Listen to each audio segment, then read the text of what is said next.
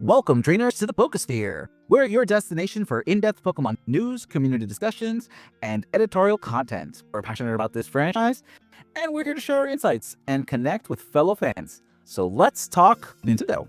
So at the time of recording, it is June 7th, 2025, and the Switch 2 has been out for just a couple of days. And with the Switch 2 came a lot of controversy even before the release, and there's been some rough edges with the release as well. You can kind of say that this is the Switch 2 growing pains, which you know seems to accompany Nintendo with a lot of the releases, taking things from the top. If you've recently purchased your Switch 2, there's something that you may not be aware of, or you are aware of but not sure how to handle it, is that new EULA. Now, we've gone over it before, where the new EULA is basically stating that you're licensing the product from Nintendo. You don't technically own the system, and if you're caught doing any kind of nefarious things to your system, that Nintendo reserves the rights to brick it. I just want to make a correction real quick. It's not the system, it's the software. There's no mention of hardware or anything, so you still actually own the hardware. It's the software, and it's any modifications to the software. Or anything that you do to the hardware that can impact the software. So like booting it into safe mode by jumping pins or such. No, here's what it says. Without limitations, you agree that you may not A. Publish, copy, modify, reverse engineer, lease, rent, decompile, disassemble, distribute, offer for sale, or create derivative works of any portion of the software, or B. bypass, modify, decrypt, defeat, tamper, or otherwise circumvent any of the functions or protections of the console or the software, including through the use of any hardware or software that would cause the console or software to operate with any unauthorized, illegal, or pirated software or hardware. C. Reinstall any prior version of the software on the console, or otherwise obtain or install any version of the software other than through distribution methods provided by Nintendo. D. Install or use any software in which Nintendo identifies as an unauthorized copy from which one or more unauthorized copies have been made. Or E. Exploit the software in any manner other than to use it with the console in accordance with its documentation and intended use. That is a word salad, but yeah, they were very specific about tampering with the hardware as well as the software. Don't mess with your Switch and you'll be alright. Pretty much. Oh, no, I got that. I just never do that to my Switch in general. That's too complicated stuff. I'm just kind of concerned because it does say rent or sale or sell, but like there's companies like GameFly which literally rent out the games to use to see if you want to purchase them. Only current rental company that's out there, at least around May, where you can check out a game and to make sure you want to spend anywhere between $50 to $90 to purchase. Yeah, I remember those commercials. They're still around. I suppose in this case, that's probably where the virtual game cards could actually come in handy, because that way you don't have to rely on someone returning a game that they rented or... Well, part of the problem I'm having with that part of EULA is there are instances where you might get a corrupted file download. And I'm going to touch base with this a little bit with what's going on with the launch. But what if, there's an error in the software download that you're getting from Nintendo, and then all of a sudden it throws a flag going, that looks suspicious. Correct to the system. I mean, I'm not entirely sure how the checks and balances work, but the fact that is the the potential automatic go-to, is a problem for me. I mean, I don't have a problem with disabling the Wi-Fi, making it so that your NSO doesn't work on that system, something like that. I'm okay with, because again, you're tampering with something, but on a single player game, I don't see really the harm in screwing around with your game card, because the only person you're cheating out of the experience at that point is yourself. Yeah, so like I feel the same way, right? So I've been hacking games since I was like a chittywing, since I learned what hacking games was, and it's fun and that as an experience just to learn how all of these things work. But and I agree, if it's a single player game, you should realistically be allowed to do what you want to do. But on something like the Switch, that requires like special software, aka homebrewing, to unlock these things. But also, back to your point about like an accidental breaking of a Switch, it doesn't seem like that's going to be the case, because I did some tests on my girlfriend's Switch too, because I've got the mixed Switch cartridge, and I plugged that in to see what would happen, and I tried loading up Mario Kart 8, and these are games that I actually own, and I've just pulled the ROMs off. I didn't download them illegally because we don't like pirates here, and yeah, the game started loading up. It stopped. It just, every time I try and load back into it, it would just freeze the system for a little bit, and then the system would become fully functional again. And that didn't cause any issues because then I put the actual Mario Kart 8 cartridge in the Switch 2, and it loaded up perfectly. And as of about an hour ago, it's been working fine since. So I think it's drastic changes to software that they're looking for. So like eShop exploits, homebrewing, things that fundamentally change how the Switch works, or Switch 2 works. Following up with that, there's also the clause that once you agree to the terms of service, the end user license agreement, you are automatically funneled into arbitration as opposed to seeking small claims court if that's available in your country. And a lot of people have kind of pointed out that with arbitration, it gives the companies the advantage. Whereas if you were to go in front of a judge for claims, the advantage is more on you. For anyone who's purchased Switch on launch, you have 30 days after your purchase to opt out of this arbitration clause, which would then allow you to, if something should happen and you think you've been wronged, you can take Nintendo to court as opposed to arbitration and, plead your case in front of an actual judge. I'll have that information up on the screen. Just make sure that you have your receipts, you have your proof of purchases, because they are going to want you to prove that you did purchase a Switch and when you purchased it. And like I said, you have exactly 30 days from purchase to send Nintendo a letter saying, hey, I want to opt out of arbitration, because the clause that you are now funneled into also prevents you from doing anything class action, which they consider 25 people or more using the same representation. And so it's just some food for thought for all of you Switch owners that if you do purchase it, it might be a better idea to opt out of that arbitration clause as quickly as you can to get you the best legal standpoint. But again, I'm not a lawyer. I have to express this. We are not lawyers. We are not versed in law. Please do your research before you make a decision. But just know that you do have the option, but it is a very small window and you have to do it within those 30 days or you are then locked forever into this arbitration clause. You said we're not lawyers. I don't know about that. I have played 2 of the Ace Attorney games. I think I know the law very well. There's watched the live action movie. I think I'm qualified. Yeah. You see, 2 out of 3 of us are lawyers, Draco. Come on. No, what I was going to say is right. I think for the vast majority of people, opting out of arbitration is an arbitrary thing. Like it doesn't really make much of a difference. Especially in countries like, for example, South Africa. We have Nintendo South Africa distributors, but we don't actually have a Nintendo South Africa. So we would have to fight against either a US-based entity or a Japanese-based entity if we were to take it to small claims. But also, like, these companies have a lot of money kicking around. They can drag things on anyway. So the only benefits come from class action suits and not individual claims. But that's the thing, the arbitration clause prevents you from joining a class action lawsuit. You have to actually opt out of the arbitration clause to be able to join a class action lawsuit should one come against Nintendo for whatever reason. No, but yeah, that's what I'm saying. That would be the only benefit to someone like myself. And realistically, even if there is a class action suit, I'm not going to join it because I think it'll be a waste of time, especially if I haven't felt wronged by Nintendo in any way. Well, yeah, but this is just some options that I think our viewers deserve to know and should know so that they can make the informed decision of whether or not they want to bother with opting out of the arbitration clause. Oh, yeah, I'm just playing devil's advocate to appeal, so there's appeal to both sides. Okay, for me, like as a person who is not really well in depth for this kind of stuff, it's like, yeah, I don't know. I mean, it does seem a little bit, that's the word I'm looking for, tedious maybe, that they do have to implement something like that. They're only doing this like 30 days, and then like, I guess for like maybe like the average or the more like average consumer, they're probably just gonna be like they're probably not even gonna read like the terms and stuff, right? Oh, accept, and then they just go about doing what they do. Then maybe they have the 30 days just go by, and then all of a sudden, boop, something happens, and then they're not able to do what they can do. So I suppose, just backing off of what Guren was saying, so how would you consider Nintendo to have wronged you? Because if your device stops working because of manufacturer default, obviously you have warranty. I don't know how warranties work in the US.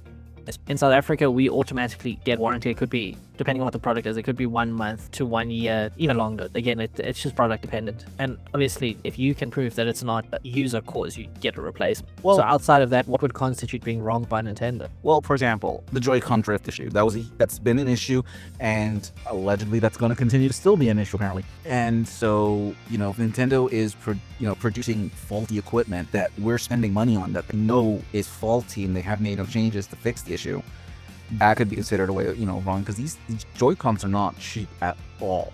Like, I don't even use my Joy-Cons very much anymore. I've gone over to my a YOLA controller because it doesn't drift. There's no chance of it starting to drift on me if I, set stuff down. Where the Joy-Cons, even my good ones, have started to show signs that might be an issue, where I get an occasional, just kind of lazily moving to the right. And so Yeah. that's something that could come up as a class action lawsuit. But if you didn't opt out of your arbitration clause, now you've got to sit there and arbitrate instead of joining, other people who have opted out, who's saying, hey, this isn't right. You need to fix this. And it's got to be on your dime because you screwed up. Yeah, so again, just to play devil's advocate a little bit, I've been watching a few teardown videos and stuff, and it looks like they made some significant changes to the joystick housings themselves, or bases, whatever you want to call them.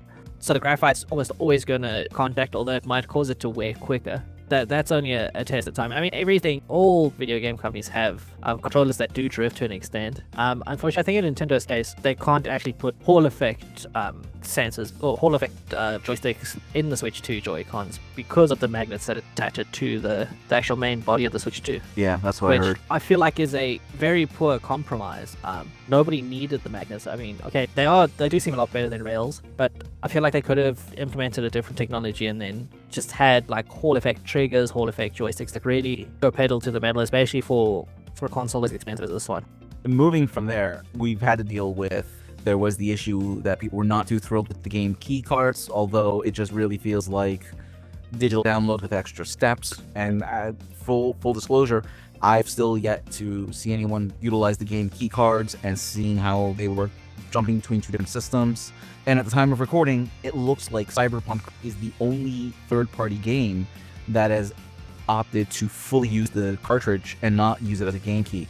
Everything else looks like it's gonna be game key only, and that kind of, obviously that rubs me the wrong way because of how I feel about physical copies of games, but at the same time it kind of ingratiates me to CD Projekt Red for opting to, put the entire game, including the DLC content, if I am understanding correctly, onto the disc. Now, I already own it for PC. I've owned it for PC for a while because I love some mod games like that. But anybody who hasn't picked up the game because it hasn't been on a console that they would prefer, they want to get it for the Switch. It's a great game. I highly recommend it. And honestly, the fact that they've put the entire game on the cartridge just means the world to me, because that means that you don't need to worry about adding Wi-Fi or anything like that.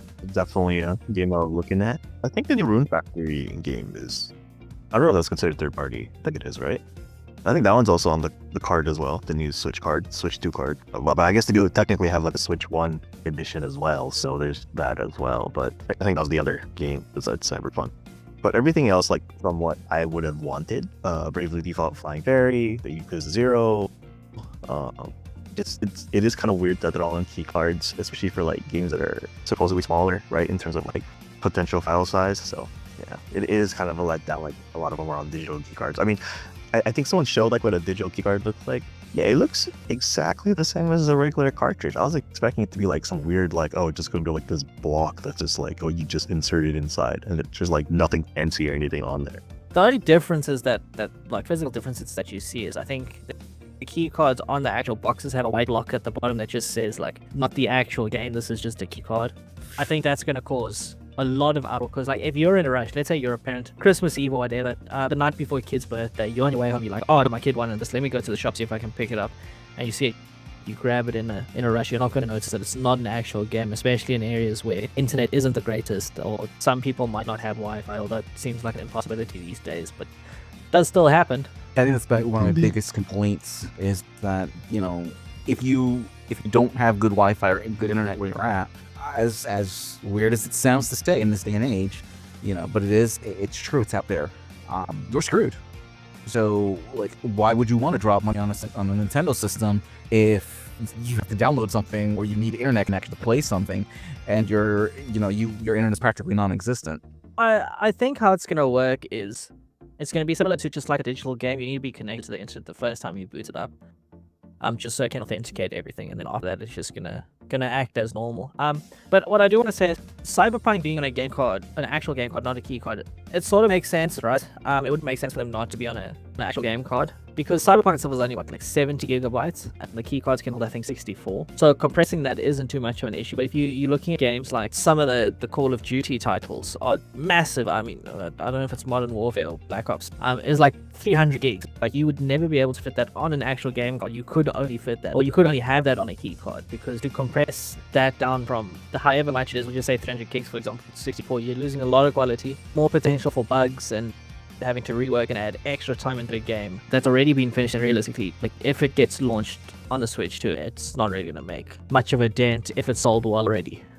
So first off, I am more of like a physical copy kind of guy as well. Like I would rather have it, right, like in my hands, physical, where I can, I can hold it, like I can use it on a different system, like right away, without having to re-download it again if possible. But I can definitely see like on like I guess in the more like casual side, in the sense where it's like, I mean, if this is the way it's gonna be, I'm gonna have to accept it, which is pretty unacceptable, so to speak. Sometimes, I mean, how it is, because thing about the cartridges is like I really do like the fact that they're there and they are holding the majority, if not all, of the game data already. Because if we're looking at the Switch One at first, it's like that thing was 30 gigabytes, I think, or at least the first edition Switch, or the first version Switch, was only like 30 gigabytes worth of internal memory. So you were like kind of forced to buy like a micro SD card if you wanted to add more games digitally in the first place. And then like now, with how many years have passed by, games are only getting bigger. So like the Switch 2 now has like 256, but like even then, that's probably not enough. Like it's yes, it's like what, 8 times more than the original Switch, but it's gonna be enough. Like You can now fit 2 games on the Switch, not just one. yeah, but 2 games on the Switch, right? Not just one. So like, okay, I don't know if I mentioned this already, but I did indeed buy one on the day of my local Best Buy actually had in stock still, so I ended up buying the base system because the Mario Kart one was gone. And like I just finished transferring all my stuff over, and everything just, which is weird because it transfers your profile stuff over and like your Pokemon save data, because that's already tied to your profile or your system stuff. And like it had to re-download all my other games that I downloaded from the shop. Even then, got like 60 gigs left, but I'm about to run out of space again. So now I am gonna have to buy another micro SD express card now, because it's a new SD card they gotta use. And like I'm looking at like 1 terabyte. You looking at those prices, like, yeah, damn, that's another $100+ just to, and then I think the 256 is like $95 or so, depending on where you're buying it from. And it's like, wow. So I literally paid like however much for this system, and then I gotta, well, I mean that goes for any other accessories anyways for Nintendo Switch 2. But like the fact that most of these games are going to be more digital-ish or like virtual or game key card-ish, like it's kind of a letdown, honestly. Yeah, that's why I'm pushing. That's why I push for the physical copies, because if the game is mostly on the card, I don't have to worry about the space on my Switch. But if it's a digital or digital key card, great. Now I have to worry about that Switch, and it's like it's another expense on top of an already expensive system. I mean, this kind of brings me to the next topic. Now, we've discussed the price tag of the Switch 2 games in the past, and I've kind of somewhat justified why I kind of see the $90 game, but I wanted to also clarify, although I can somewhat justify that cost with, how game companies are blowing the budget to make a better game, quote unquote. But that $90 needs to come with an absolute promise of quality control being there. I don't need a hot buggy mess for $90. And if I'm paying $90, I better be getting the full game on that card. Not a game key card, not a digital download key, none of that crap. If I am paying $90 for a video game, I want that video game to be physically manifesting in my hand when I have that cartridge in there. You know what I'm saying? Otherwise, there is absolutely zero reason for a game to cost $90, even the digital key cards, in my opinion. Here's where I disagree slightly, right? Because with the digital key cards, there is manufacturing at play that has a cost. There's specialized code on those to allow the games to be automatically downloaded and given access to. So I think they should be treated as physical games. Charge the full price of whatever the game is going for, because not all games are the equivalent of $90. Some games are $70, some are $80. Digital copies make sense cheaper because there's no manufacturing involved, or any other processes that require that game to come to you other than an internet connection and a credit or debit card. I'm gonna rebut, and here's why I rebut. If you're telling me that a game card that is capable of holding, let's just say 64 gigs of a game should cost the exact same amount as a key card that only requires the smallest amount of space for the authentication code, that they should be priced the same, I absolutely have to strongly disagree. I understand that there's other manufacturing issues, but you're also talking about a card that holds less space, does not have the same components as the larger one does. No, well, that's the difference is they have the exact same components. What they have on them might differ. The cost of making a key card is the exact same as the cost of making an actual game card, and all the other subsequent costs, shipping, various other logistical things. They cost the exact same to make, but why should one be cheaper than the other when they serve essentially same function? It's not exactly the same. There are some drawbacks to both of them, but they are still physical products at the end of the day. My point is just that there's a difference in the amount of content inside those cartridges. Like, if you're selling me a key card, all right, fine, sell me the key card. I just don't think I should be paying $90 for a key card. Well, that's again just for a clarification point. I'm playing devil's advocate today. I do agree with Draco wholeheartedly, but I just think it makes things more interesting when there's two opposing sides of a conversation. Fair.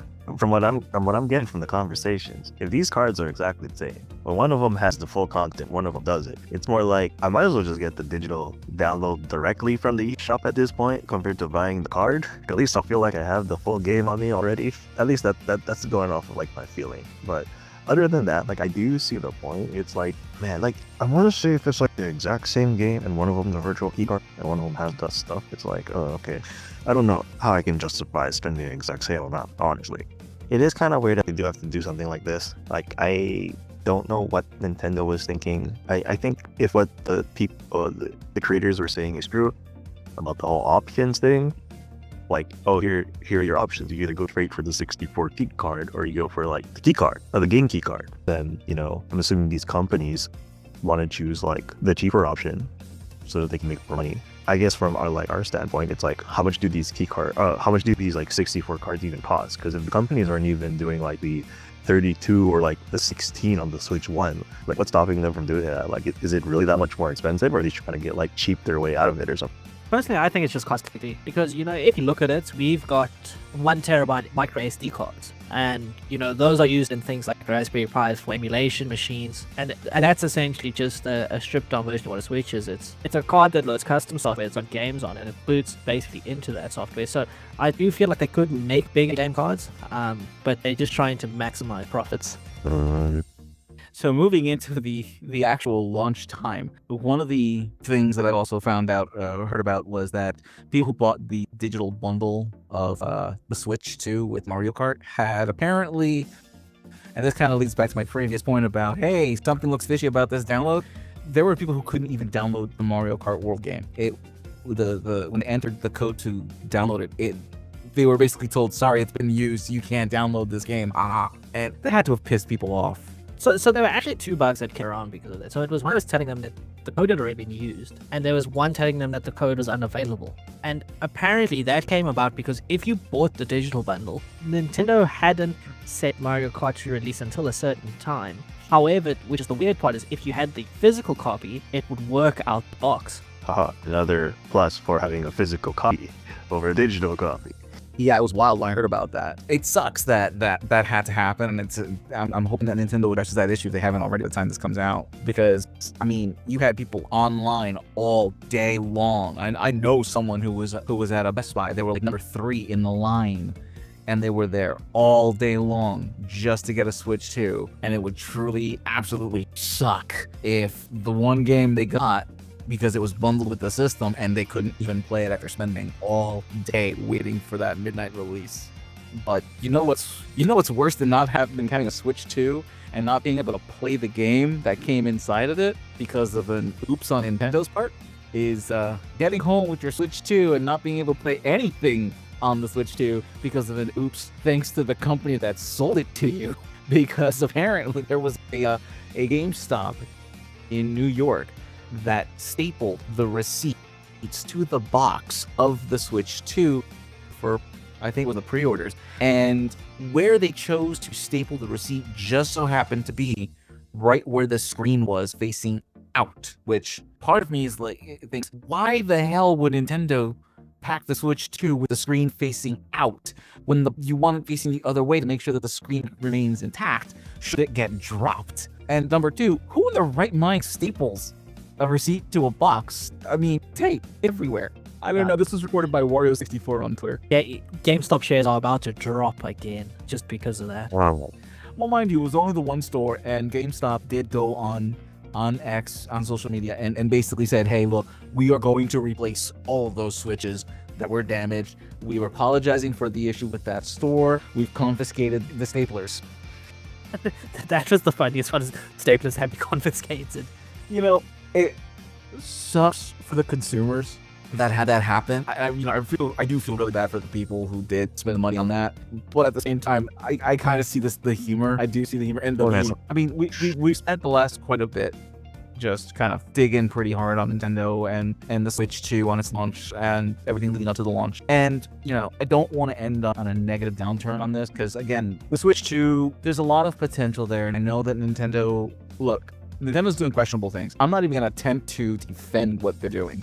I'm hoping, though, that they are listening and they're seeing that people aren't entirely enthused with this system, and that they need to garner some goodwill back from the community that's basically keeping them afloat. Granted, the fact that they sold out in seconds on pre-orders kind of begs to differ, but in the long term, that was FOMO. In the long term, though, it's not sustainable to keep screwing over the very people you rely on. So I kind of just hope that Nintendo's listening to the criticism and is going to course correct on some, even if they course correct on some of the issues. I think it would go far. I mean, we've seen other content creators playing things like Pokemon Scarlet and Violet, and they're saying it runs incredible with just a little bit of frame rate drop when you get to the more densely populated sections of the game. But frame rate drop is like you go from 60 to like 55 frames a second, per second. Which, I mean, I would have Royal Lake. Oh, that place was beast. The other thing I do want to touch on, and again, I'm trying really hard not to bash, there's this price discrepancy between Japan and everybody else. They even region locked the Japanese model, and I think it sucks. I'm not going to share with this. It sucks. Japan's paying $100 less than everybody else around the world for the exact same equipment. Yeah, I mean, but if you do look at it, right, Nintendo is the prevalent console in Japan and also many Asian countries. So made like quote unquote local. So I say local within the same continent or very close by. So it makes sense the price is slightly cheaper. I mean, Xbox and PlayStation isn't really that big data, even though it is seeing an uptick. So I suppose you gotta keep your player bases happy. Realistically, do I want to be paying $700 for a Switch Pro? No. Am I going to? At some point, yes. I'm not 100% convinced. Even with Pokemon Legends ZA coming out in October, it is one of my favorite game franchises of all time. But I don't know if I'd get a Switch 2 just for that. Maybe I'll just get a Switch 1 copy and save myself a significant amount of money. Just upgrade it for $10 later. I mean, for me, if I find out like the new Fire Emblem game, whatever that comes out, ends up having like a Switch 2 edition system, I'm probably most likely going to spend money on that for sure. But and then I'll probably just switch to my brother, if anything, at least so that he doesn't have to pay for one. But there is some good stuff that that comes out with this. There's more companies that are willing to drop games on the Switch. Gives Nintendo much better positioning in the gaming sphere, being that they're one of the only handhelds that work without Wi-Fi, without an internet connection that you can just kind of take with you. And see the Switch 2 coming out and continue that is great. I think there's a lot of potential for the system.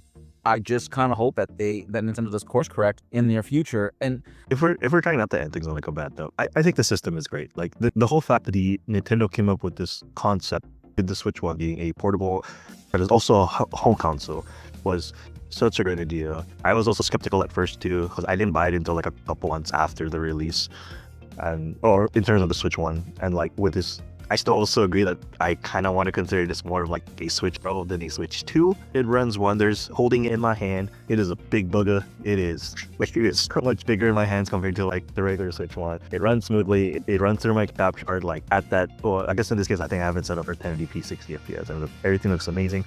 I tried a couple of Switch 1 games. They do tend to run better on the Switch 2, which is what most people are probably asking for in a new Switch. You could have had a Switch Pro instead of a Switch 2, but that's something else.